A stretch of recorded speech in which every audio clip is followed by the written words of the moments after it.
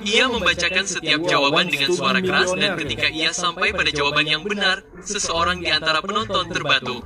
Ia kemudian memilih jawaban itu dan sepertinya tebakannya selalu benar. Akhirnya, ia memenangkan hadiah utama. Namun ketika produser menonton ulang rekaman itu, mereka menyadari bahwa penonton yang batuk selalu sama. Dan ini hanya terjadi pada jawaban yang benar. Anda lihat, orang yang batuk itu sebenarnya adalah istrinya. Dan dengan bantuan pria lain, ia batuk untuk memberikan jawaban yang benar kepada suaminya di atas panggung. Ketiganya dinyatakan bersalah. Dan meskipun secara teknis suaminya menang, hadiah uang tidak pernah